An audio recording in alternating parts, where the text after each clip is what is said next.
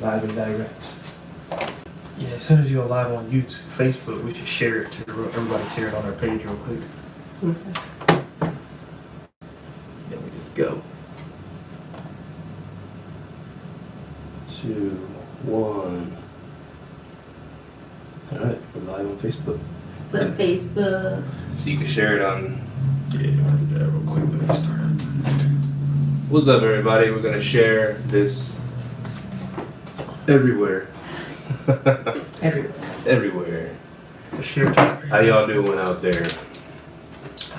Alright, so I go here and I just go to share, right? Yeah. There's a top rate operation going on. I'll see it.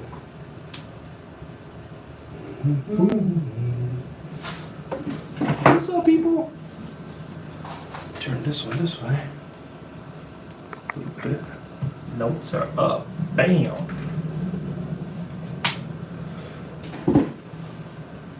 Okay, so I just hit share to mine.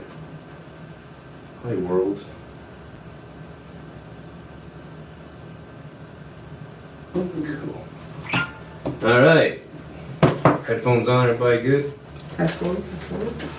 100. Check, Yep. check, check. All right. And I'll count us in 3, 2, 1. Okay. 3, 2, 1. Hello, hello, hello. And welcome back to another exciting episode of Live. Let. Drive. It's like we got a special guest with us today. It's been a while. It's been a minute. Yeah. No. Long minute. How y'all been? We're doing pretty good. Yeah, we doing good. We are 100. We got a little, what do we call it? We got a little personal trainer here. Personal trainer. Yeah. Yep, so if you need to get fit, hit me up. Yeah, this is Live, Let, Thrive, episode 75. Yeah, 75. That's a lot of episodes. Man, we almost to 100, baby. Almost to 100. So we're, yeah, thanks for tuning in. A little feedback over here. Is that this thing? I think it's the headphones. Remember the headphones last time were? Mine? I think so. Just back away a little bit from the mic. Gotcha. Okay. Can you turn my headphone down a little bit? Oh, you know what? Can you, is that good? Yeah, it's good. Check. Oh yeah, it's a lot better, right? Yeah, There Good. we go. we're good. Okay, we don't have cool. viewers yet. Hey, it's Carter. What's up, Carter? Yeah, smooth opening, unlike last time, right? Yeah, definitely. So what have you been up to? What have I been up to? Just a lot of work, blah, blah, blah, running the rentals and family life. Christmas was yesterday. Yeah. How was y'all's Christmas? It was nice. It was relaxing. We got to see a smile on our boy's face, and he still appreciated his toys that were in his toy box, even after getting new toys. So that was Yeah. nice to see. Oh, nice. You know, Yeah. be thankful for what you got while still getting more. Real You talk. know. So it was really a lesson in that day. Sweet. And you had a little turn up going on? Oh yeah, that was Oh yeah, that was what day we the have day our turn up? before Christmas Eve. Sunday. Yeah, we had a good little turn up on Sunday. Yeah, we had a fun. good time. Yeah, had a bunch of Where were friends over. you? I was I at heard you don't home. have any family at home. Yeah, the wife and baby are in Mexico, so I had to just chill out by myself. I was a little bit under the weather too, so I didn't want to. I mean, just a little bit. I didn't want to risk it by getting crunk, and so so yeah, I just chilled at home with the doggy, and that was pretty much it. Plus, I had to work Monday morning. Oh. Yeah, we're partying until like what, 2 a.m., 3 a.m. 5 a.m. Like 5 a.m. Yeah, the party don't stop. We keep rocking at the artist household. Someone hit 80 at Domino's or something like that, right? No, yeah. You know. I don't play. I don't engage in those games. Oh, okay. Nah, but yeah, man. We had a weird little neighbor experience with one of our Airbnb guests. Let Right. Mahogany handle that. She, Mahogany's a little firecracker. So. What happened, Mahogany? I was at work, so I don't really know how it started off. But we have some more long short-term guests staying in one of our Airbnbs, and they have a really large truck, and apparently it parked in someone's parking spot, which I don't know how you have a parking spot on the street, but it was like in front of the neighbor's house, which I know by fact. The lady who came over and knocked on our door, I guess she was like banging on the door, and we have a Ring doorbell, so she rang the doorbell a couple times, and I was at work, and I look, I'm like, can I help you? She's like, oh, move your car, you need to move your car. And I was like, okay, well, that's not my car. I don't know what you're talking about. Because at this point, I didn't know the neighbor's truck was parked there. He usually doesn't park there. But anyway, she's like, I'm calling the cops. And man, I packed up my stuff at work and I headed home. I was like, call the cops. I was telling her, I was like, call the cops. And so I get home and I'm in the parking lot. I'm like, hey, babe, should I go over there and talk to her? And he's like, well, we can let it go this time. Yeah, because if I go over there, I was going to let her know. You don't own the street, ma'am. You don't even live here, ma'am. Like, that was the mother-in-law to our neighbor. Matter of fact, I talked to her first, but she had asked me to move the car, and I was at work, and I completely forgot to tell the guy to move his truck. And she came back an hour later beating on the door. And I was like, oh, shoot. But by that time, Mahogany had answered the call, and I just got off because I was still working.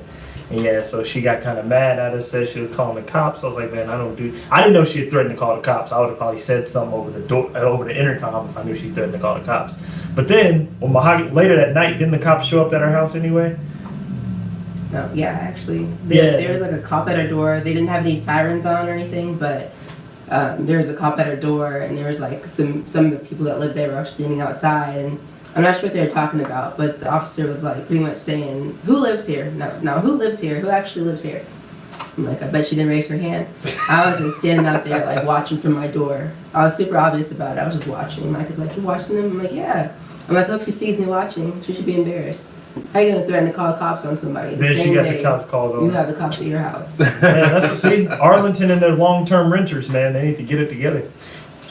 Yeah, I was gonna go talk to the cop. I'm like, hey, officer, can you lay it out for this lady? Does she own the street? Does she have the right to call the police because someone else is parked here?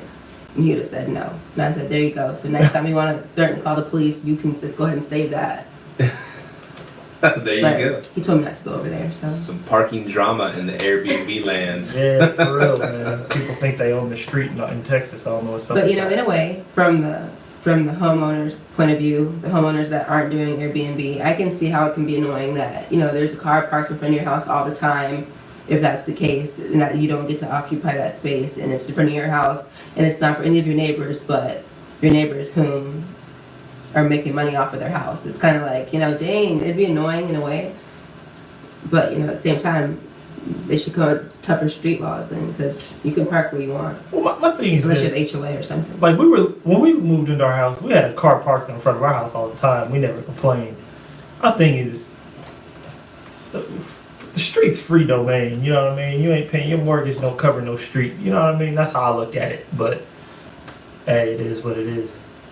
That's true. But yeah, there was back when the first house I had over off of Cottonwood. Yeah. It's a long-term rental now. But man, yeah, some young dude started parking right in front of my house every day. I don't know, it kind of got, I know I don't own the street, but why did he choose to keep parking in front of my house and he go visit his buddy or whatever?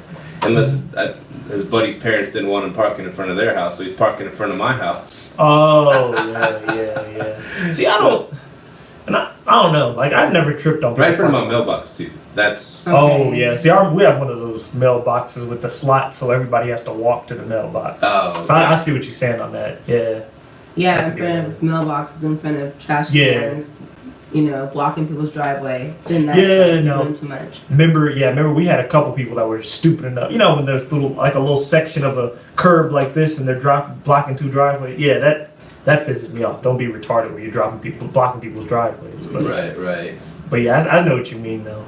So what's a big topic you wanted to get into today, Micah? Man, we had a bunch of them, man. A lot of people keep hitting me up about a recession next year. I don't know if that's just the end of the year blues or what. I had a bunch of stuff though. The end of the year blues? What do you mean by that?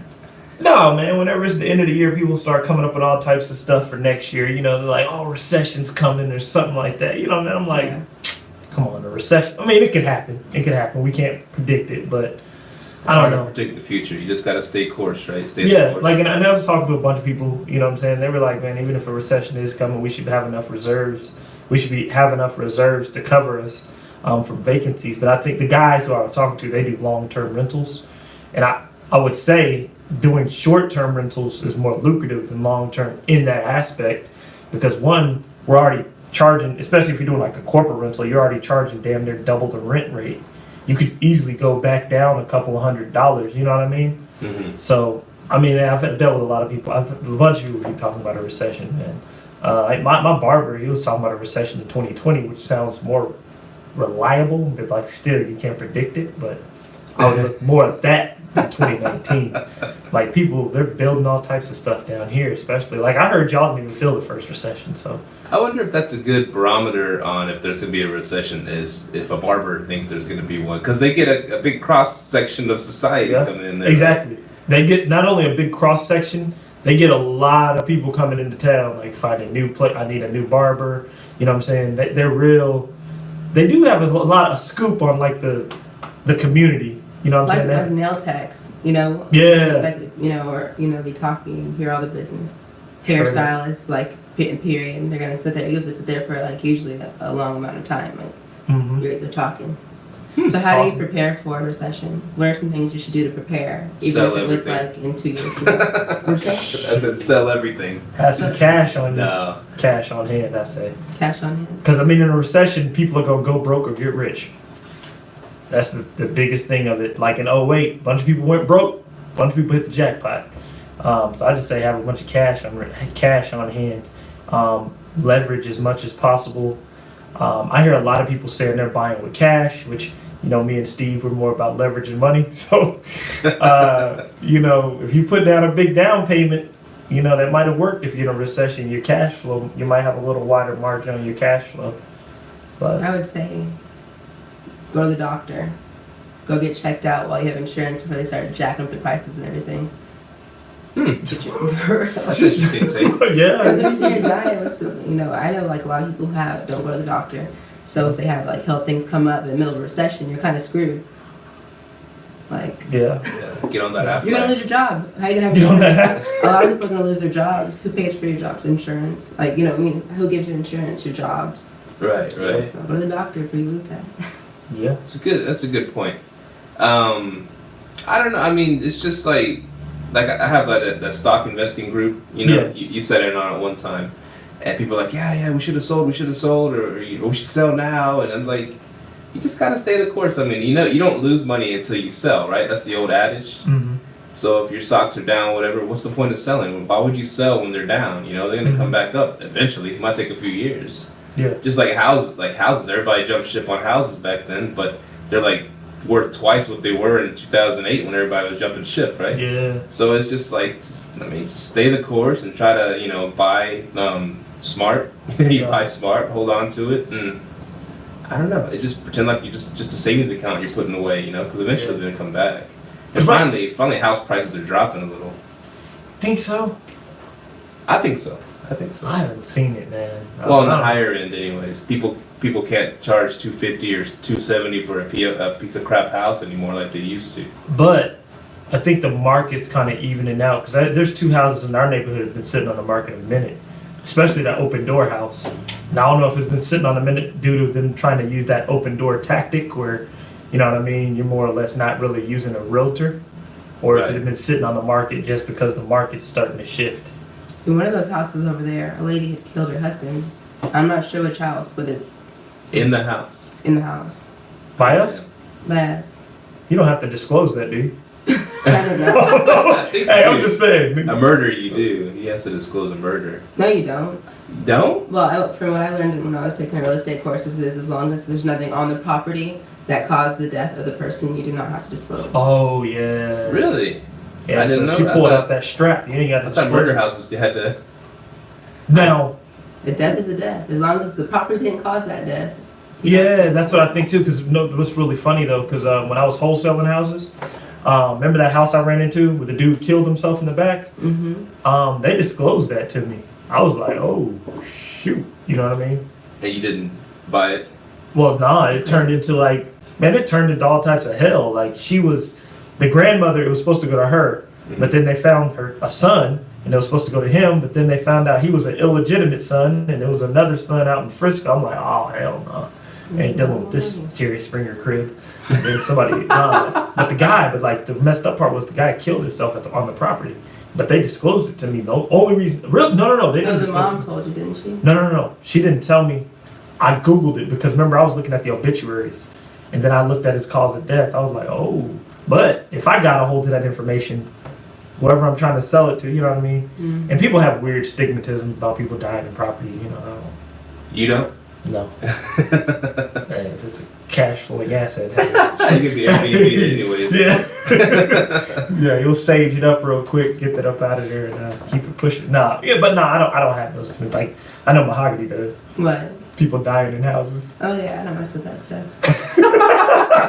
Yeah, Mahogany ain't going about that. I'm not gonna sleep where there's some ashes in the house somewhere. Yeah. Let alone someone died in there. Right. But I mean, you never know. If I don't know about it, I guess it won't hurt me. But That's what I feel like. You know, if you don't know about it, But I mean, it might, even if you don't know about it, you might see a ghost walk down the hallway. You don't even need to know. see, that don't bother me. Can a ghost hurt you? Who knows? It can make you go crazy, probably.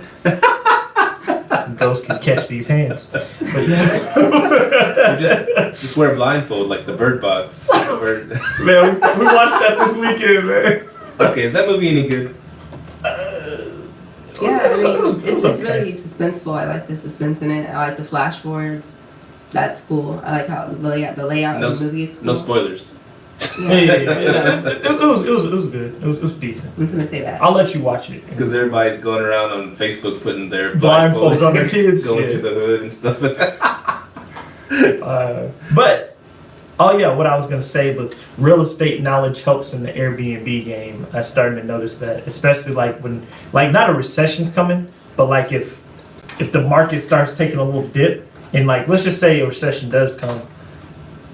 Do you think? I think Airbnb might be a little bit more volatile to be hurt because if a recession does come, people are gonna stop traveling. People stop traveling, but I think if you're arbitraging, you can just run up out of a lease. But if you're buying houses and Airbnb-ing them, I think you gives you a little bit more leverage because you can corporate rent it or whatnot. You know what I mean? But Yeah. that was one thing. I think arbitragers would be at risk if like a recession comes. But I also Or they'll think turn, sorry to cut you off, or they'll turn it into like long-term rentals for those who lost their homes, which means they have to drop their prices too. oh, that's a dang. That's a good one. Yeah, you could make. Yeah, that's a hit. Yeah, you could. That's fucked up though, man. Dang, you banking on people losing their homes. No, I'm playing. But It's this weird perfect storm I'm seeing of like, well, the economy's going down a little bit, mhm, and I guess the next thing would be people losing their jobs, mhm, people not being able to pay as much for rent anymore, mhm. and then like you said, not go on as many vacations, Yeah. and then and plus the cities at the same time starting to ban Airbnb in a lot of spots, so it's like this is weird perfect storm. That you would think that the house prices would start dropping because people are like, well, I can't make money Airbnb in it, and I've leveraged too much to make money as a rental, so I'm gonna just sell it, get rid of it, that kind of thing. It could happen. I believe it because I mean I was talking. Shout out to Jabron. I was talking to him and he was saying, hey, you might want to start looking at buying some long-term real estate just to have. You know what I mean? And I was like, yeah, you might want to look at that. You know, but because if you're willing to take $300-400 cash flow. And you already have a business model that Airbnb's local laws won't affect. I could just keep piling that on with that, and that's what I was kind of looking at too. I may start looking at something as a long-term rental. Yeah. Because it is a big perfect storm coming. You know, I don't know when it's gonna get here, but it's gonna happen. You know what I mean? We don't know when, but And you, because you're on Zillows and you're on the Redfins and all that, right? Mhm. You have all those apps. yeah, And I follow. I don't just follow the what's for sale. I follow what's popping up for rent too, Mhm. just to keep an eye on where to put my long-term rental at. And man, a lot of rentals are hitting the market, especially Arlington. I think a lot of the Airbnbers are jumping ship yeah, because the ban's coming. Well, the soft ban, whatever. Yeah. The people don't want to be paying $1,000 for a lottery ticket, you know, to Real see talk. if they, to That's see exactly if they what get an it Airbnb or not. yeah. And so they're starting to put them on there, but man, they're putting them for like $1,600, $1,700 a month for these houses, which I'm like, really? Like a year ago, it was like, $1,100, $1,200 a month for a 3-2 regular house. Mm-hmm. And now people are trying to get, I guess they got, like I said, they got used to Airbnb money, Mm-hmm. making $3,000 a month. And then they're trying to, well, if I leverage so much, I got to make $1,700 just to make the mortgage. I'm just thinking. And so they're putting the rents at a high price, but I don't know if they're going to get that, and they're going to have to start dropping it or sell the house. I have a question. How much? Okay, so like when I look at an arbitrage, I'm gonna ask you more of this because you do more long-term renting than me. Okay, when I look at an arbitrage, like a 1-bedroom, 1-bath, I know for a fact my rent needs to be $1,300 a month or less, right? Right. How much do you think, if you buy a house to rent it out, a 3-2, how much should your mortgage be? How big is the house? Just a 3-2-2. I don't know how big. Just a 3-2-2, 1,500 square feet. 1,500 square feet. I mean, of course, it depends on the area and condition. I'm just thinking right off my, in a decent area with a nice looking house, upgrades and stuff. I'd say around 1,500 a month. Your mortgage? I'm thinking. And the mortgage. Oh, okay. I thought you wanted to rent it for 1,500. Well, it depends on your down payment. You just want to put the lowest down payment there is, right? However you've been doing it. Like, cause let's just say, hey, I want to go buy a house, but I want to make it a long-term rental. Uh-huh. What should I look at for my mortgage to be to where I can cash flow at least? What's a good cash flow on a long-term? 300 and up? Yeah. 1% rule. Make sure it hits the 1% rule. Yeah, 1% rule. That's at least the 1% rule. So if you buy it for 130, you need to be able to rent it for 1,300.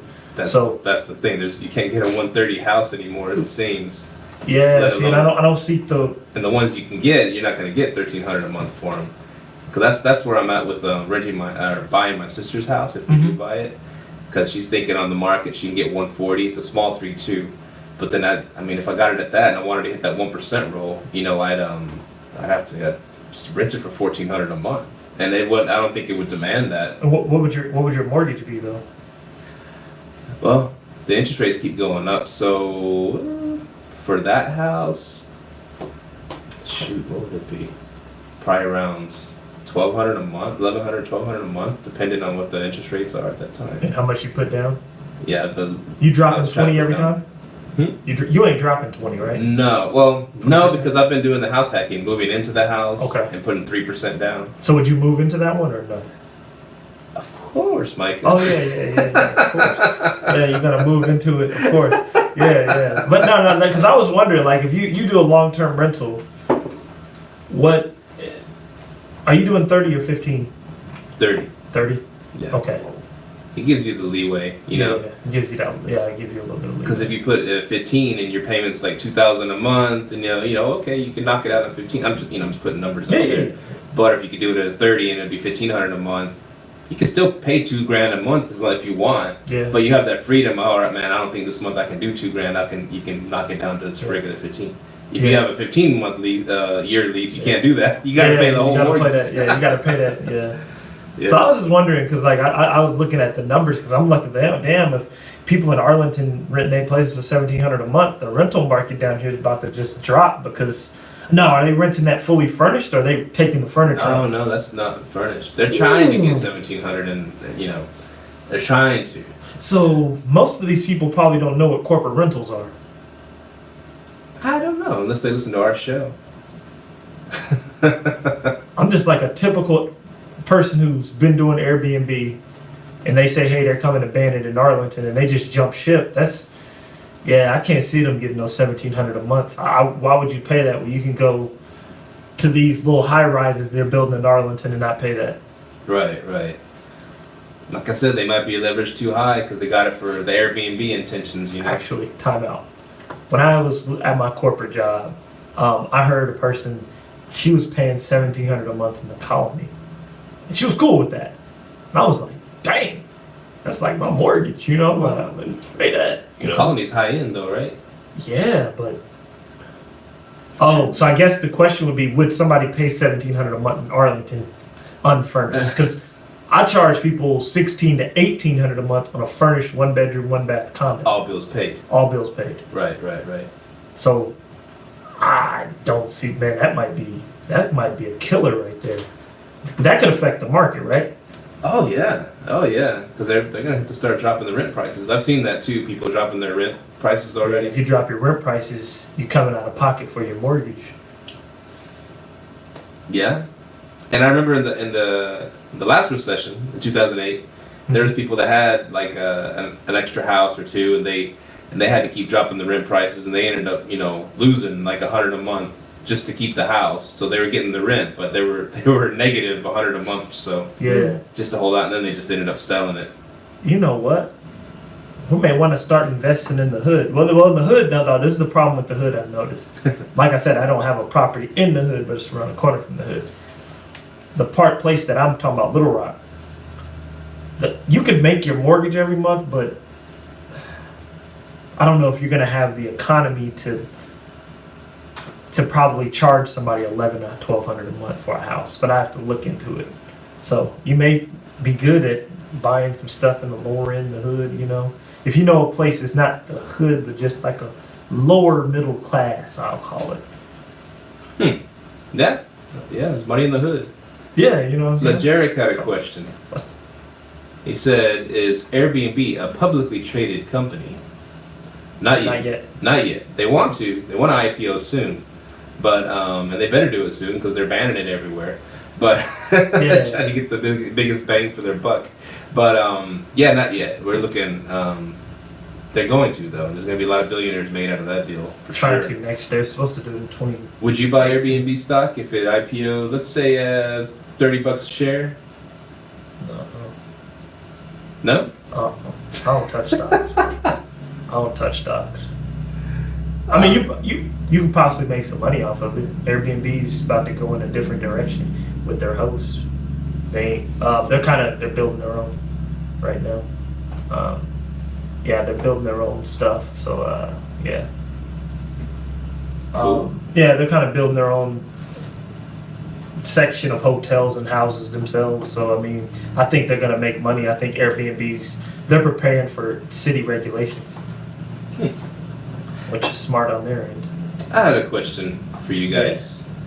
And it was kind of what I thought, a little bit of what the theme of the show would be. Because we've been talking about the city bands for a while. Yeah. And the directions things are going. And this is more of a selfish question because I'm like, should I pour money to upgrade my house in Hearst if a potential ban is going to come? And the ban would be 6 months away.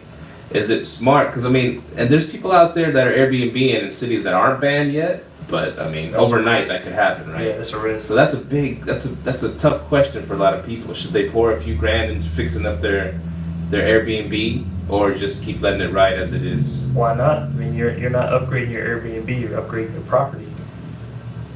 So yeah, and also, I mean, since they're going to be banning Airbnb, are short-term rentals okay? 30 days and longer? Yeah. You might find a bigger market for that as well. I mean, I know your home is for those who have larger homes, it might not be as ideal, but when things like this come along, it's up for people to give up or like work harder and like think smarter about how to use their property versus throwing it all up in the air. And forget it, I'm defeated. Like, even if because like right now, you can charge, the rent went up for private rooms fully furnished. You can charge $800 a month for those without a bathroom. With the bathroom, you can charge $1,100 and $1,200. So I mean, if you had a house and you had 3 rooms, one of them has a bathroom, you charge $800 for 2. That's $1,600 plus $1,100 for the other one. Hell, you can make a killing doing that. Yeah, I would just make sure I have more eyes in on the house since there's so many different people staying. Yeah. Just kind of be more involved than you might want to be. Just put cameras everywhere. Man, that's the subject. That's what I want. Oh my God.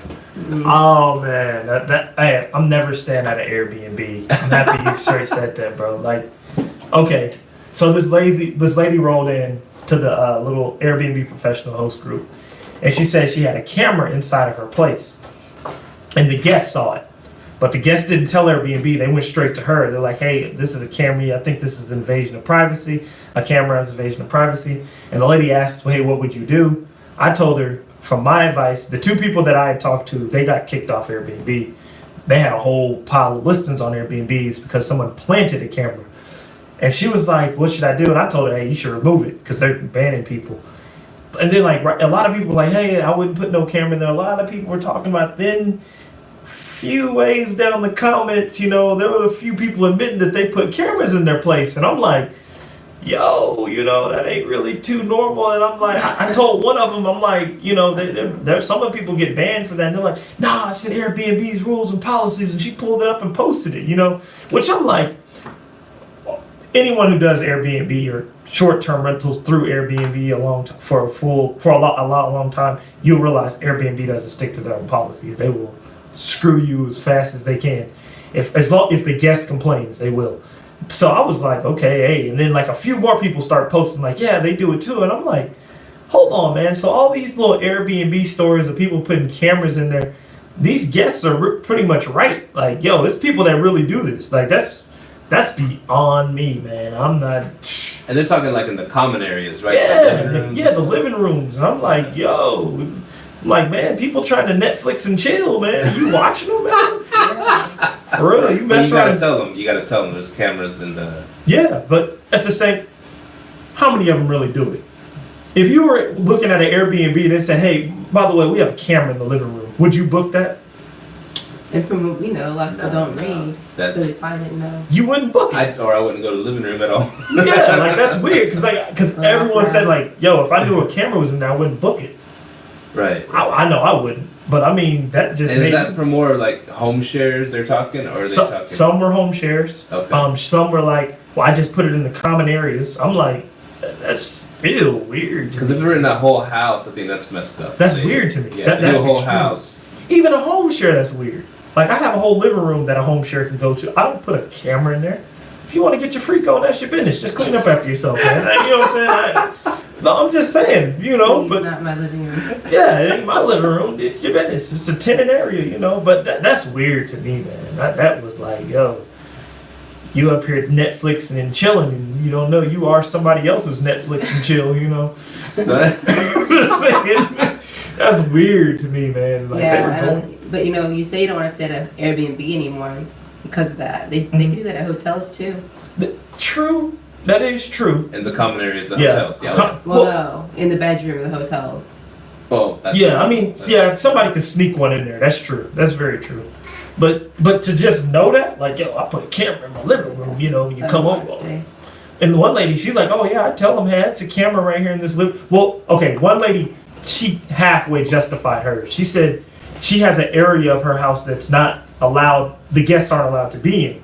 So she has a camera on that area. Oh. So that made sense. But the rest of them, I'm like, yo, that's going some straight weird.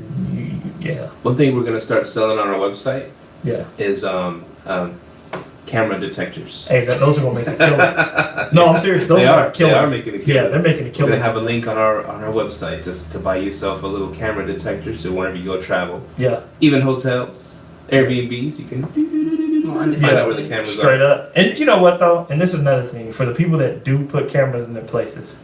I'm gonna tell you how easy it is to get shut down. Let's just say you tell a guest, "Hey, I got a camera in the living room." What if that guest? Because remember, guests can do anything like that and get a refund, and you can get kicked off. All I have to do is find your camera, move it to the bedroom, take a picture of it, call Airbnb. What just happened? I get a full refund. Full refund, right? People You don't. could bring your own camera and plant it and get it free refund. Straight up. Like, I'll be like, man, that is true. That's a real big vulnerability Airbnb needs to get their stuff together on. But yeah, man, that was weird, man. I just didn't know it was a group of hosts that do that. Mm-hmm. Always assume that you're being filmed, Micah. So you always got to perform your best. You know what I'm saying? There you go. You know, might have to do a couple more strokes.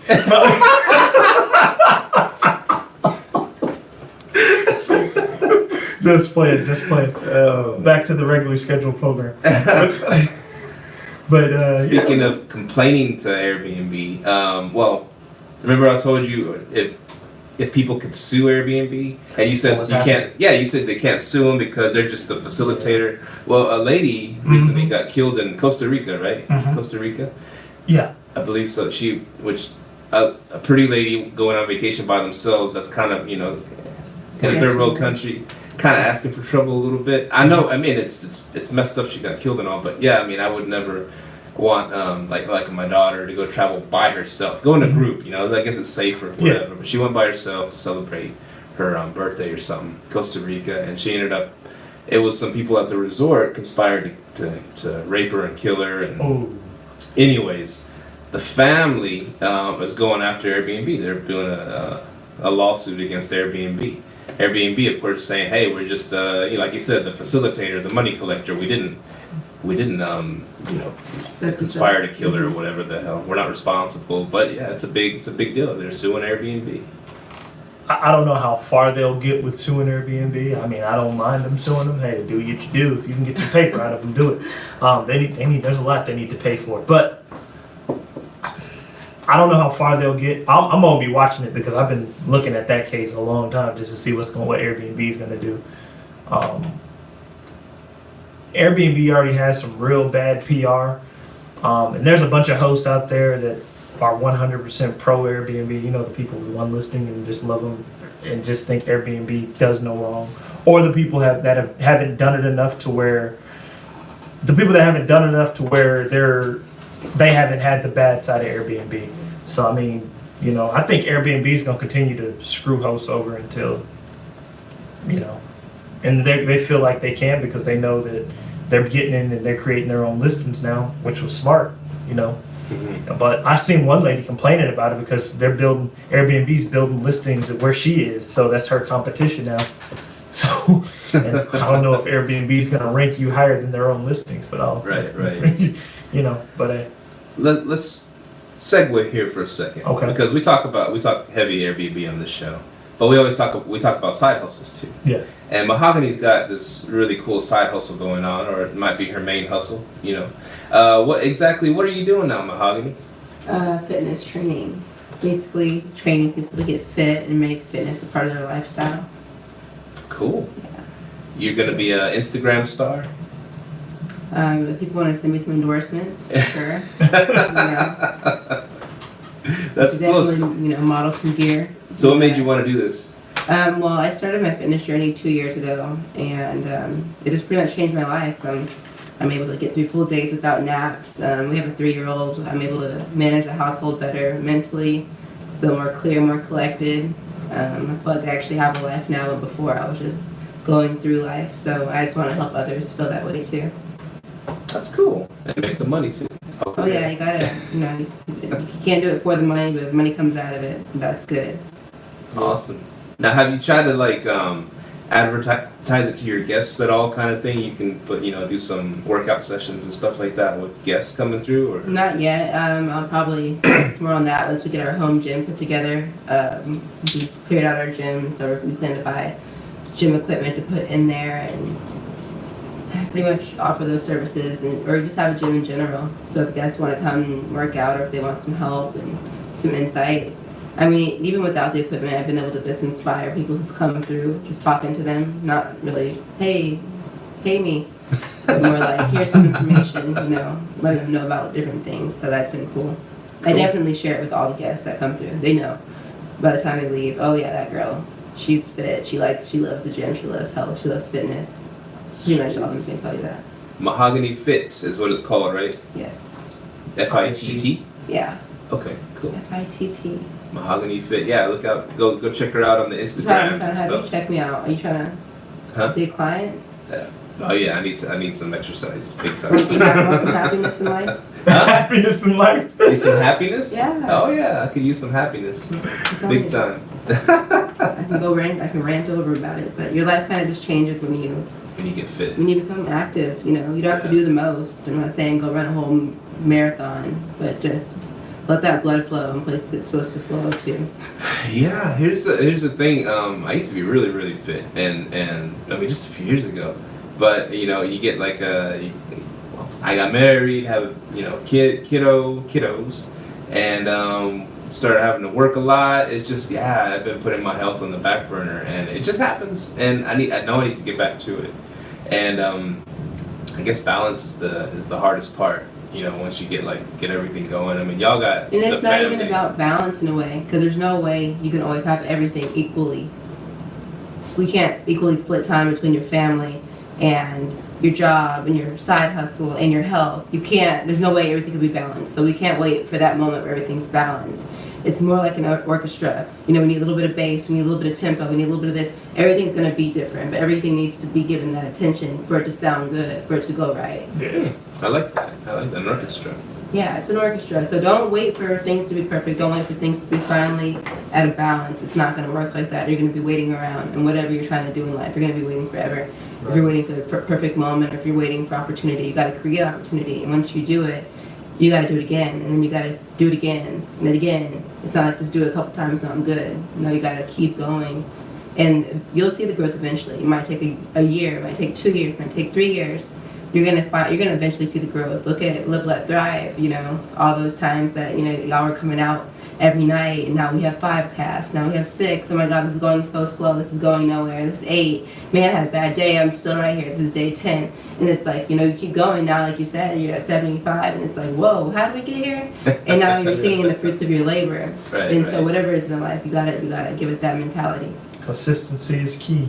That's inspiring. I'm gonna go jog around the block real quick. I'll be back. Yeah, Alright, so you do it tomorrow too. That's cool. Yeah. I mean, everybody should put their health at the forefront, big time. Yourself goes first. You can't pour from an empty cup. I like that. You can't. That's true. And that's true. I'm gonna do it. Yeah, you're gonna make me a schedule later, right? For what I should do. Come on. My wife goes to your gym. Well, she's gonna start going, especially. I can't wait. And so bringing the baby and stuff like that. So yeah, it'd be cool. And if I joined that same gym, y'all are there on the weekends? Yes. That'd be cool. I could show Micah how to play some basketball. Hey, they're reconstructing the gym right now. Yeah. They're what? Reconstructing the gym. Oh, Yeah. oh, nice. Cool. That's awesome. Mahogany Fit, everybody. Look out for her on the Yeah. Instagram. She'll be one of those stars. Check me Yes, out, sir. y'all. Yeah. So the Vegas shutdown helped you out, right? We talked about that in the last episode, the Vegas shutdown? Yeah, the little shutdowns they had. And I didn't jump ship. I just started taking more bookings because people were jumping ship. But I think it's affecting like the residential hosts. You know, the home shares are still going. So Right. if the home shares are going and the residentials are shutting down, it creates a new market. So yeah, man, it's Vegas is crazy. Vegas is real crazy. Because of all the bans that are happening and stuff, I recently, you know, like you said, I went into stealth mode a little bit, took our picture off of the Airbnb. It's a cool article that you brought up, and I read it, and you put it on our page about how to rob an Airbnb. Oh yeah, man. That's That was scary, dude. But yeah, it's the truth. Like he straight went in on how to Airbnb's flaws, man, and the whole. And that's what I was telling people, man. Take your picture off of Airbnb and take your front of your house off of it. And there's people because there's people that still he'll live the whole Airbnb experience thing. The whole people that say they work for Airbnb, like, man, you work for your damn self. You know, for real, like. But you know, and those are the ones that you can easily spot. And that whole article was going in how you can easily spot those people, the ones with their faces on it, the ones with their names on it. You can easily go in there and, you know what I mean, just get all their information. It's public information. So, yeah, man, it was crazy. Sweet. Yeah.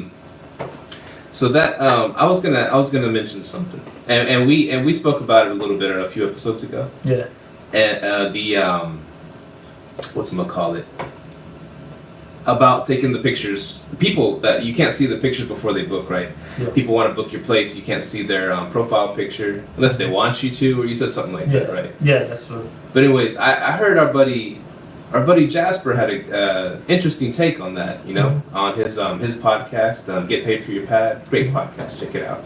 And so he was telling me that he thinks, I mean, he covered both sides of it, you know, the discrimination side of, you know, they want to protect themselves about discrimination, whatever. He made an interesting point. He said, and he said something that what you kind of said before, you know, I don't want to end up staying at a racist house that don't want me there anyways, right? Mm-hmm.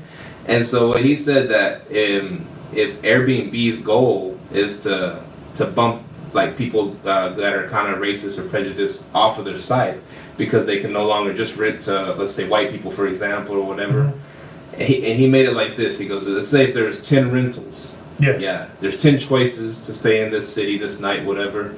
Airbnb did their new thing, and then now 2 or 3 or 3 of those guys are gone because they don't. I don't want to deal with it. I don't want to. I just want to rent to one certain kind of people. So now there's only 7 to choose from.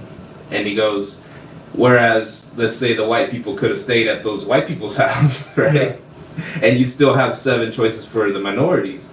Now, it's both, both groups, or all the groups are trying to vie for those 7 places. So in a way, it could backfire and actually hurt minorities that are trying to stay in spots. It just is an interesting take. It takes more. It would end up taking more houses off the market for us to rent. Oh. Would it take the houses away, the prejudice houses away though? That's what he's saying. Yeah. So I mean, I think in the end, that's what you pretty much would want, right? Because I mean, most of the people who came out and said they didn't like it were the people who saying like, "Hey, I look at their pictures and I kind of, you know what I mean." I hear people saying that all the time. I hear the number one thing I hear is the age thing. They say, "Hey, I look at their age," which like one guy, like the guy who was in our meeting, he said if they're not 25, I don't rent to them. So I don't know. I mean, I don't know if it could hurt them. Lupita says hi. I don't think it could hurt the. I don't think it could hurt them as much as it hurts the hosts who don't want everyone there. Like, cause some people like me, I don't care who I rent to, as long as guy in the Airbnb professional host group said, if you can pay, you can stay. That's my motto right there. If you can pay, you can stay. The only color you care about is green. Yeah, for real. So. But it was interesting, and of course Airbnb did it to cover their asses, right? Yeah. To stay away from discrimination lawsuits and stuff like that. Yeah. And and that goes back. Can you really? What did I say? Can you sue Airbnb for discrimination? You could try. I think there are discrimination suits against Airbnb right now. Oh, I hope they lose. Well, I'm just saying. It's kind of hard to prove discrimination, though. Yeah, it really is. They put so many barriers. It's so hard to prove discrimination today. Well, especially off like. We're not going to go. Let's say how your buddy did that social experiment when he tried to book a place Airbnb, and then he said his white buddy went over there, boom, booked it. Like, I mean, that's pretty much proof right there, right? Yeah, but you have to record that and prove it. Yeah. Like, you would literally have to record that, prove it. You would need a confession. And you would have to keep track of the host. Because I guarantee, Airbnb don't care about diming out no host. I guarantee you Airbnb will dime out the host real quick. So, yeah. No, I feel like they'll be like, well, hey, the host said it. We don't have no control over that. Just like they're doing down in Costa Rica, which they don't, but it'd be interesting to see. I don't know. Yeah, it'd be interesting. Y'all have a website, Sharearbitrage, right? I'm sorry, Sharearbitrage. Yeah. Sharebnb. Yeah. And you got it as your symbol for your Airbnb page, right? You don't have your picture. You have Sharebnb. Mm-hmm. Under it, does it say sharebnb.com? Do you have it in the picture? No, you can't put that on Airbnb. On the picture, you can't. You can't put the website. No, you can't put the website. Oh shoot! I got my website. Oh no. on your Airbnb, on the photo. On the photo, it's a picture, a logo I made. Oh yeah, you can do that. That's actually a really smart idea. Yeah. Oh, yeah. Yeah, and so I changed ours to SNL Family Rentals. Yeah. And so on the website, I went to GoDaddy's and I bought SL Family Rentals, right? Because I didn't want to mess people up with that and in there, whatever, the little plus sign or whatever. And so I just put SL Family Rentals. So I have the logo, and then right under it says SLFamilyRentals.com. So I mean, right away it shows people they can go straight to the website. Oh, that's a good idea. Was SL Rentals available? I didn't even check.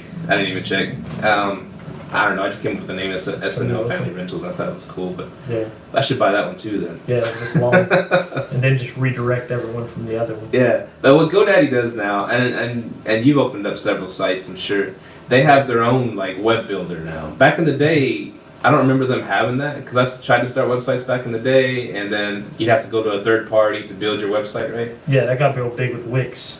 Wix. Yeah, so everybody started doing it. Everybody has website builders now. Okay.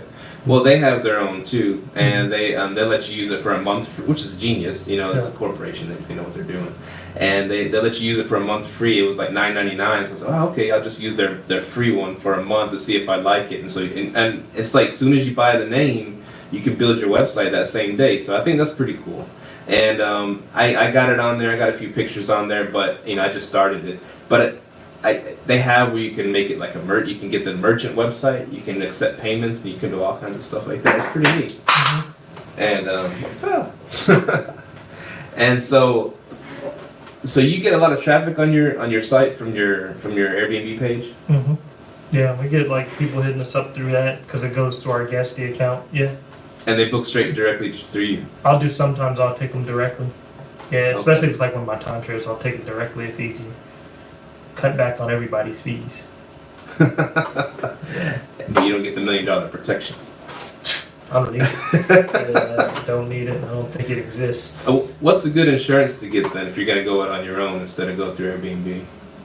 Short-term rental insurance through your homeowner's insurance. Oh, okay. Just call them call and let them know. Yeah, I don't know if I have Progressive on my homeowner's insurance. I don't know if everyone else has it. But yeah, you can call them. They like $40 extra a month. It's not bad at all. Cool. And with all these add-ons, do you think it's still worth it to do short-term as opposed to long-term?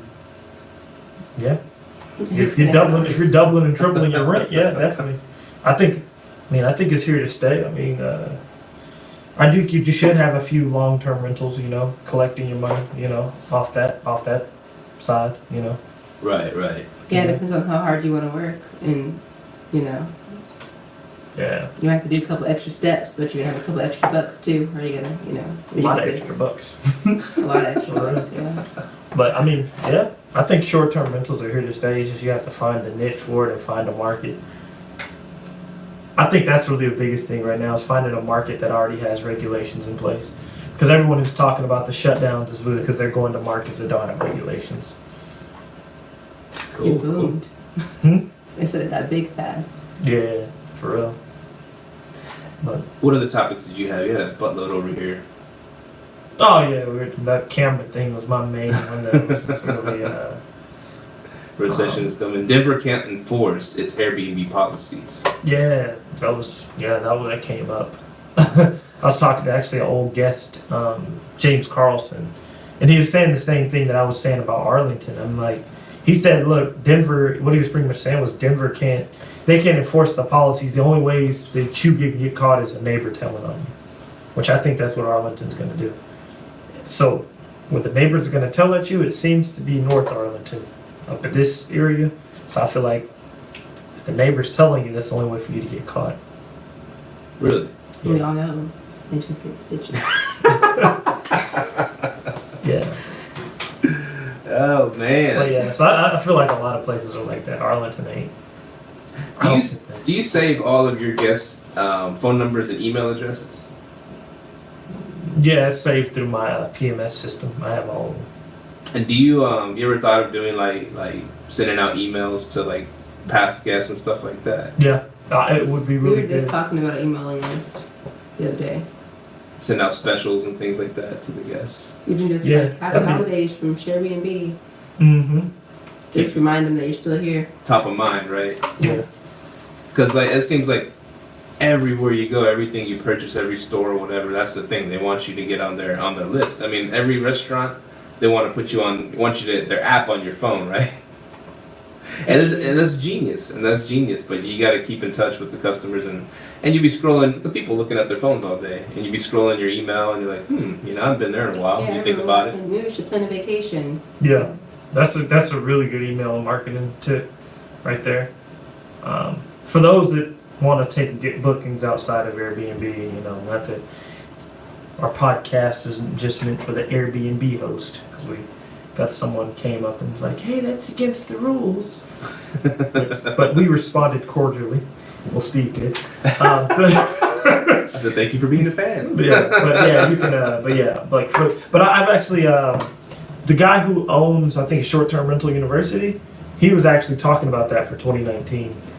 I don't know if I just saw the headline, but I didn't know what his views on why he became that way, because he was really pro Airbnb. But now he's like, hey, if you can, take your bookings off Airbnb if you can. So I don't know if something happened, which I'm gonna go back on his channel and listen, but I think it's a few people who can get like that. People that have been doing Airbnb a long time and saying, hey, I'm taking as many bookings as I can off their platform. Oh damn! Directly You mean taking the listings off? No, leaving the listing on there, just taking bookings off of Airbnb. Kind of using Airbnb as a channel to direct it to themselves. Detour. Yeah, detour. So I don't know, man. I don't know. A lot of people aren't. The hosts, I find a lot more hosts aren't happy with Airbnb, but I think Airbnb is going to continue to thrive because I think the hosts are split. Like the hosts are 50-50 on I don't like Airbnb and the ones that do like Airbnb, you know, and it's really dependent on what kind of host you have. Yeah. Yeah. Mm-hmm. So how has it been with y'all's jobs, being able to do work at y'all's job still? You're doing full time, both y'all, Mm-hmm. and do the business and raise a family and all that. Is it pretty tough? I feel like the only time it gets tough is when you're like maybe having a crappy week and you're like halfway through the week and you realize you've been doing the same thing for the last 5 weeks or like 10 weeks or whatever, you know, basically the whole year this has been our routine, you know, that same routine. So I feel like in those moments where you're overwhelmed, it's like, dang, what more is there to life than this routine? And I think sometimes you have those moments, it's not anything that's constant on your mind, especially when we're really busy, we're like always moving. So when we have those moments of standstill, we're like, hold up, we're doing the same thing over and over. So what we've found helpful is we've been planning vacations. We have a couple of vacations and things coming up that's more exciting. So it's like we're working, but in like, you know, like 5 months we're going to be, you know, in the Bahamas. So it's like, you know, not so bad to like go through the routine. Even if it's like, hey, we know Friday we're going to Applebee's. We're going to enjoy some dinner and some drinks together. Mm-hmm. Or, you know, as a family, whatever. So if you like make those little milestones, whatever it may be, we're going to a concert in a couple months. Like keep those little excitements. It's not that bad to keep grinding until you don't have to grind that hard anymore. Right. Have a payoff for real. Break up the monotony, right? Yeah. Make it Fair not enough. seem so like repetitive and like, are we getting anywhere with this? I know, right? But well, they say, you know, suffer now and you reap the rewards later. But yeah, you can't just go 100% all the time. Mm-hmm. You Yeah. gotta take your breaks. Gotta stop and smell the roses. Exactly. Or it's not even pointless. You might, you know, die the next day and you didn't even get to enjoy it like that. For real, like even this weekend was a huge load off. Just having a family in town, people coming over, friends. Party, our annual artist bash is always a good Yeah. time. Just to sit and laugh and enjoy the moment. Yeah, That's cool. Take time to smell the roses, right? yeah, definitely. But Yeah. plan, you know, you gotta plan it out. I feel like the days we don't plan things is when we get those crappy days. Or when we don't communicate as well as about what we have planned. It can go bad real quick to where it's like, okay, this is not working out. But if we're prepped, and that's when it gets like kind of tiring because you're so prepared. You just this is what we do, and it's Yeah. like, Yeah. Turn into robots. yeah. What about you? I know you guys got a lot going on. Yeah, we got a lot going on. Like I said, wife and baby in Mexico until Sunday. And hi, Lupita. Yeah, they're shouting out from Mexico. Hola, saludos. And so I've been trying to do things around the house. I had a lot of plans, but I haven't done a lot of stuff because you know Christmas hit, and I gotta do all that. I have a question. Christmas still. So you still have long-term rentals, right? I have the one, just the Just one. and then And you have one short-term, one right? short term. Yeah. Which would you say is easier? Of course, the long term's easier. Yeah, long It term's easier. I don't have to do nothing. You know, until they leave. I mean, they've been there 2 years, so they haven't told me they want to leave anytime soon. So I know I'll probably have some work to do when they bounce. But until that day, it's been pretty good. It's been pretty good. Well, Why is it easier? And that's a good question. It's well, because I just collect the money. It's a rocking chair money or mailbox money. It used to be mailbox money. Now it goes straight to your bank account. Thanks to our buddy James Fan out there for that tip. How much time would you say you spend on your long-term? Just a week. Give it a week. Just Sunday through Saturday. How much time do you spend on your long-term rental, and how much time do you spend on your 0. short-term rental? 0. Long-term 0. Yeah, I might send a text and say, hey, rent's due tomorrow. Don't forget. And that's it. Short term. That's a lot. I mean, okay. Well, we organize the cleanings. Lupita does the cleanings, and thank God, because I hate cleaning. And she, but as far as like dealing with guests coming through, tinkering with the pricing, making a website for it now. I mean, yeah, I put a lot of thought and effort and like a little anxiety if it ain't booked up next month, and I guess spend a lot of thought, and then it's a lot more time consuming. Yeah. I guess we felt. And I've thought of that. Yeah, I mean, is it worth it for the time that we're putting into it? We might make a couple $100 more bucks or $500 more bucks, whatever, a month. But as far as the work we have to put into it and the stress and the anxiety, we go out of town, we got to find a cleaner, and then hopefully they do it right and all this stuff. It's just a lot more that goes into it. Yeah, and I guess coming from being a long-term landlord for so long to switch to short-term, we jumped right into short-term, versus kind of having that lax mindset. And then now you're so hands-on. Like, I can see how it could be like, whoa, this is overwhelming. Is this worth it? Because, but yeah. Because I was thinking, like, would you ever consider taking your hands off? Letting someone else manage the. Yeah, like take your hands off. I thought of that, but now with the band coming to Hearst, I mean, I wouldn't do that. What do you mean? I wouldn't try to let someone else manage it, especially if No, not manage it. Just automate everything. Cleanings, all that. Let it just be automated. Responses. Yeah, but would it totally be automated? Is it possible? I mean, you still got to follow up on cleaners and stuff like that, right? You have to follow up on anything if it's on turnover B&B. Once they do a crappy job. It'll be in the cleaning. Just leave them a bad review, get a new cleaner. See, that's a task, though. I mean, you got to stay on top of it. Well, it's not really. Really, I haven't been to any of my short terms for a long time. I mean, if it's a bad cleaning, you just give her a bad review on cleaning, and if she continues to do the bad job, get a new cleaner. It's all right there for you. It's almost necessary once you start getting multiple units, especially if it's not a home share. It becomes quite difficult to manage many on your own without, that hands off. And not meaning, we have like me and Micah, we're the ones running around and going over cleaning. It's not like that. It's more like the different platforms they have available to kind of outsource the work for you. That you could still you still of course, you have to peep on there every once in a while, see what's going on. Every once in a while you might get a bad cleaning, but as we know, Airbnb guests are usually pretty clean. They're not like trashing the place, but unless your cleaner's just crappy, which you'll find out quickly. Yeah. Right. Automatic key, you guys have that. You guys have a sledge lock, or you guys have A slate, yeah. Okay. We got that.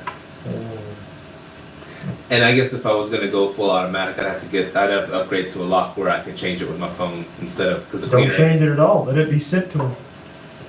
Oh, that's what I'm saying. Like, On the sledge? yeah, no, not from the Slade, from the remote lock 5i. Yeah, so. So like, Send you an could, you could just have an app connected to your Airbnb account. Airbnb sets up the code, shoots it to the lock gets sent straight to them. So like, if someone instant booked my place right now, they would have the code. It's gonna get emailed to them. Mm-hmm. So that's why I was wondering, like, and this is for long-term people too that do this. Have you taken your long-term strategy of it being passive and implemented it into your short-term strategy and made that passive? Not totally successfully, no, because we're still hands on it pretty good, and I'd love to go 100% passive on it. Is this your first year? You guys have you surpassed your We first passed year? a year, yeah.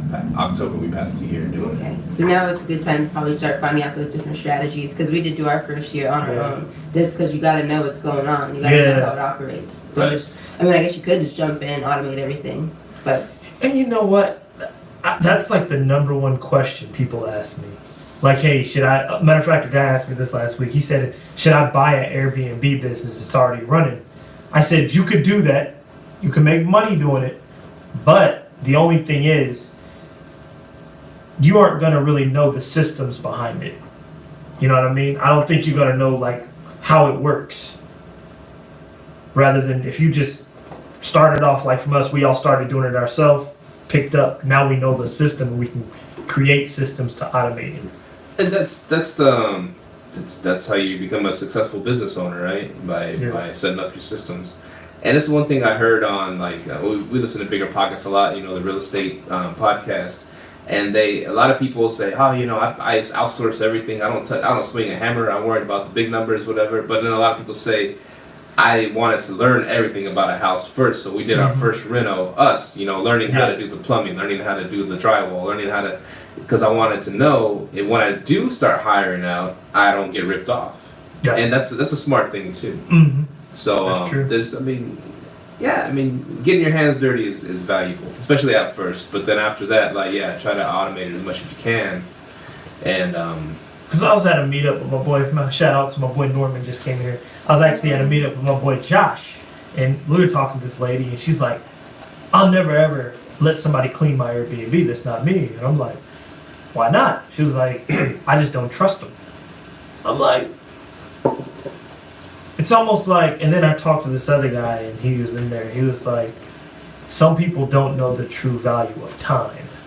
He goes, if you spend that time cleaning that Airbnb, why don't you go spend that time, outsource it, spend that time to go get another one? I was like, man, that's true. Like, he goes, there's so much value in time. And that's what, I started to notice it now a little bit on my corporate job. Like, dang, time's really valuable. You have to learn how to use it. And I read this article today. This dude was 41 years old, he retired. And he had all this time now, but he's like, I don't know what to do with it. You have to, he goes, he actually was a FIRE person, financial independence, retired early. He goes, what they didn't tell me was, you can't just retire your job. You have to retire into something, like something you love doing or something like that. And that's, I was like, man, that's so true. Because when I was off 7 months, I had to learn how to budget my time. You know what I mean? There's so much time. You really, that's a strong thing. I'm happy I read that article, because next time I take off, man, I'm going to keep that in my mind at all times. Because automation, that's like that's if you're trying to grow. If you're trying to grow. A lot of people, they don't see it as a business. Some people see it as a fad, or I'm house hacking, or I have a property over there that I manage, and so they're like, I'm cleaning it, I'm the one doing it, and it's like, why be proud of one thing if you could be proud of many? But some people don't. They're not into that. They're just doing it. Maybe, like you said, maybe that is what they do with their time. Yeah. And so I was just thinking that, because that was one thing that came, because I just got back on the Bigger Pockets forums, and a bunch of people, that's the first thing they say. It's just so much time with short-term rentals. I'm like, I think the time's the same if you know what you're doing, And I noticed a huge difference in just doing the podcast with you from the very beginning when we first started. I mean, it was like ding, ding, ding. Every 5 seconds, you'd be stopping and hitting, and dealing with the customers. Oh, I got another booking, And that's how I learned how to be such a great podcaster, because I'd have to carry the shows. And now you ain't even looking at your phone. I mean, it's just it's running by itself. It's smooth. Yeah, you got to pay someone to help, but that's part of it, right? Yeah, and that's another thing of when you start getting money, you have to start helping people. A lot of people don't realize if I create a job for somebody, I help someone. Like when Mahogany's friend, shout out to Chelsea, she was like, she came on board and helped us. Like, she texts us all the time, like, yo, that really helps me that I'm able to work for you guys, And that's what a lot of people don't realize. You can create a business and help other people around you. And that's how I look at it too. I want my time, and I can focus on other things. And that's what the share economy is about, really. Yeah. Making jobs for others, helping others, and just sharing everything, Right, it's like a circle of life. Yeah, because right now my time's about to go towards starting a cleaning company. Nice. Yeah. Well, Mahogany's getting her fitness on, get a cleaning company, learn that, automate that too. Thanks, yeah. Nice. It's like, you ever watch that Gordon Ramsay, that chef Gordon Ramsay guy? He goes in and he has some show like Kitchen Nightmares or whatever. He goes in and help people that have their own restaurants, the mom and pop joints they're running them, real shittily. That's a word. And he goes in there and, of course he's all angry and he starts ordering people around. This is how you got to do it. But the main thing that happens, the people that have those restaurants, that they're owner, operator, and then they're the cook too. and they want to do everything. They're there every single day, and they won't let the head chef be the head chef. They won't let the second in command do his thing. They won't, because they're trying to. No, they're micromanaging everything, and it's just, I mean, and they're running it into the ground. They're not letting people around them, shine and do their thing. Yeah. And so this is the main thing, is trying to get them. You're the owner. You need to be hands off and let it run itself. And some people can't let go of that power. exactly, it creates a bottleneck, right? Everything has to go through them for it to work. You got to pull yourself back and let it run itself. Yeah, you need a trustworthy team. For real. You think Bill Gates out here slinging Windows 10 boxes? Norman Hamilton chimed in. He said, "Don't buy an Airbnb business unless you know the business." Yeah. It's good advice, Norman. Yeah, that's true. And that's the main reason, I mean, because remember when we got this house that we were gonna move out, and I was questioning, I don't know, man, I should just do long term, like my first one, it's easier, and they were saying, oh, this would be a good Airbnb, you got to do this, this, and this. Like, I don't know, I was so freaking nervous, but I was like, you know what? For the good of the show, because we're already doing an Airbnb podcast. Yeah. And I didn't run an Airbnb. And so for the good for the show, I was like, I'm gonna go ahead and try it. I'm gonna try to learn it so I can have something to talk about on the show. That's why I started. Right. Yeah. And so, and it's been successful, for the most part, and it's making us some pretty good money. And so I'm glad I did it, if not just for the knowledge. And you don't know you're gonna like something until you try it, right? So Definitely. No doubt. You don't know until you try it. and so jump in there, jump out there, get your hands dirty, and start Airbnb-ing, y'all. Don't be scared. Or start whatever it is. I mean, you might Whatever just. it is. And I see, and I wanted to talk to you, Micah, about, like, I don't know, totally transitioning the show, or make it more 50% short-term rentals, 50% like just innovation or entrepreneurialism, stuff like that. Because I mean, what if this whole STR starts to get banned everywhere? I mean, what are we going to talk about? What are we going to talk about? The fact that they banned. No. How to stay surviving in the short-term rental economy. And I'm cool with that too. And I think it's gonna be here. I think it's just about creating business models that are gonna survive. Like I said, corporate arbitrages and home shares ain't going nowhere. Even the timeshare thing I do, it ain't going nowhere. When Vegas got shut down, my timeshares just start taking taking a hit. You just have to create different business models. A lot of people, and that's what I'm saying. Like, matter of fact, Ken told me this. He goes, the reason why you're so successful in Airbnb is because you take different ideas behind it, corporate rentals, timeshares, everything. And that's how I tell people, use different models of Airbnb. You know what I mean? If you're just doing residential neighborhoods, yeah, you can get shut down. You know what I mean? So, it is what it is. Cool. That's a good stopping point. I think we've been at it for over an hour and 12 minutes. But it was great having Mahogany back on the show. Thanks for having me, y'all. Yeah. It's good seeing everyone pop in and give a little 5 cents. That was 5 nice. cents. 3 was it? I don't know. I never know. 10 I always get the cents. sap. Is it my 10 cents or 5 cents? That was my 5. My 2 cents. Oh, it's 2. But inflation, it's about 5 or 10. And so hopefully we can do a show soon with both of the wives on. That'd be cool. Oh, And then my wife's doing her business thing, getting her hustle on. Yes. What's up, Lupita? Miss you, love you. And so, yeah, this is a great show. I'm glad everyone's So actually hit me up, doing it. Mahogany Fit. Hit me up on Facebook if you're looking for any tips or a trainer or anything like that. We'll have her link on the show notes, Mahogany Fit.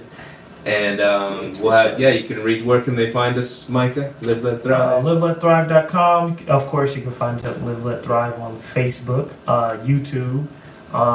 You can email us, liveletthrive@gmail.com. And follow us on Instagram, Live Let Thrive. I'm always posting stuff on there. My bad for the Instagrammers. We were late on getting started, but we got it, though. Yes. All right. Well, take care, y'all. Peace out. Keep thriving. Later.